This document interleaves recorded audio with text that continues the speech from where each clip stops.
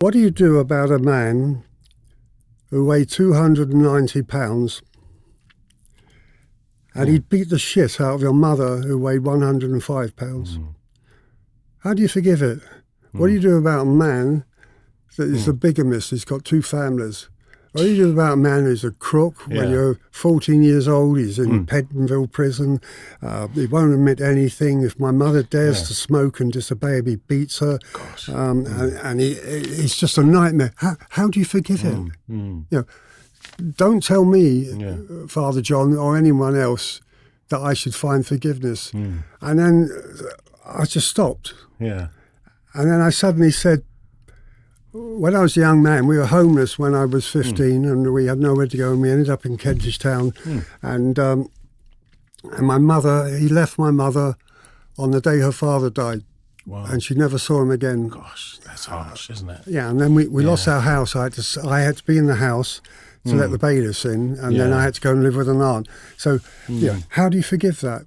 You know, how and then I realised what sustained me when I was a young man was football. I love football and I love music. And I study. I love Elvis, Schumann, Schubert, Buddy Holly. And I studied music. And I had this deep love of music, and it sends me. And I love literature. Where did I get that from? My father.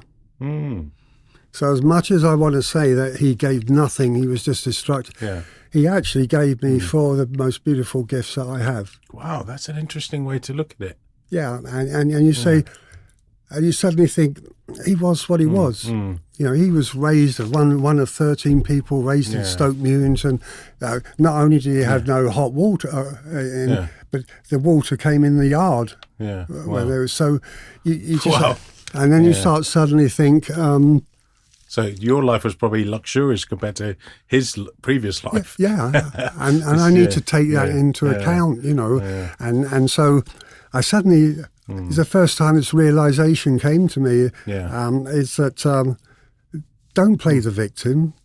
You had some of the most beautiful gifts.